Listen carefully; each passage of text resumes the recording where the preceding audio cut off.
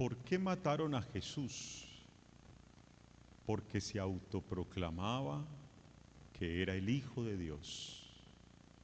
Le llegaron a decir igualado. Usted es un igualado. El autoproclamarse Hijo de Dios en Jesús no era una autoproclamación de soberbia, ni de honor, ni de ponerse en un lugar para simplemente ser reconocido y aplaudido. El autoproclamarse Hijo de Dios era para entender que Él era el Salvador del mundo, o que Él es la salvación del mundo. Por eso tenemos que tener mucho cuidado con lo que en este mundo y en nuestra vida podemos llegar a poner en el lugar del Salvador. Nada ni nadie nos da la salvación. Si hay cosas y si hay personas y si hay circunstancias de la vida que nos dan placer, sí, válido. Que nos dan momentos de alegría, válido. Que nos suben el ánimo, válido. Hay muchas personas, hay muchas cosas, hay muchas circunstancias de la vida que causan esos efectos. Pero ninguna persona terrenal, ninguna cosa, ni ninguna circunstancia de la vida nos da la salvación. Solo Jesucristo nos da la salvación. Por eso el propósito de Jesús al revelarse como el Hijo de Dios era para que creyendo en Él recibiéramos la salvación. Creyendo en Él. Por eso, hermanos y hermanas, si nosotros queremos entender qué es el amor de Dios, uno, qué es hacer la voluntad de Dios, dos, y qué es la palabra de Dios hecha carne, hecha humanidad, tres,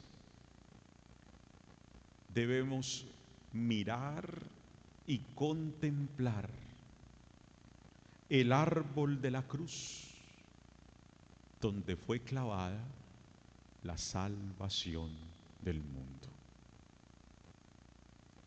El Viernes Santo lo recordaremos solemnemente, cuando poco a poco se vaya destapando el crucificado y el sacerdote entone solemnemente: miremos el árbol de la cruz donde fue clavada la salvación del mundo. Y todos responderemos a una sola voz: venid, adorémosle. Adoramos el misterio que acontece allí. ¿Cuál misterio?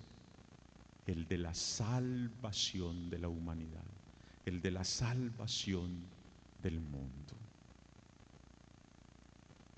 Por eso, para estos hermanos diáconos que nos acompañan hoy y por quienes damos gracias a Dios en esta Eucaristía por su ministerio, yo quiero que hoy ustedes se lleven en su corazón esta enseñanza de la liturgia de la palabra de Dios. Nunca se cansen, nunca desistan, nunca se desvíen en su mirada desde el corazón en contemplar al crucificado.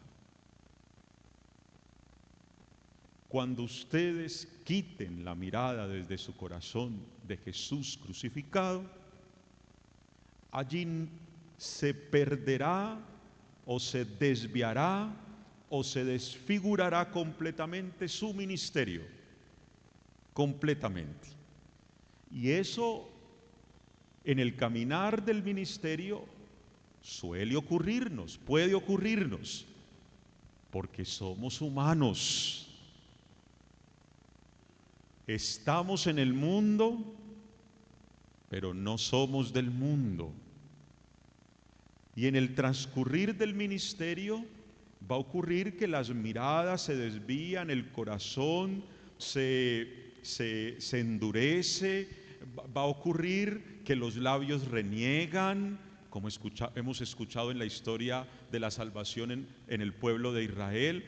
Todo eso les va a ocurrir y nos ocurre porque somos humanos. Pero que cuando ocurra, tomen conciencia y miren y contemplen el árbol de la cruz donde está clavada la salvación del mundo. Porque cuando lo miramos y lo contemplamos a Él, es ahí donde entendemos el amor de Dios. Es ahí donde experimentamos el amor de Dios. Es ahí donde nosotros logramos entender y experimentar qué es eso de la palabra se hizo carne, se hizo humanidad, ¿sí?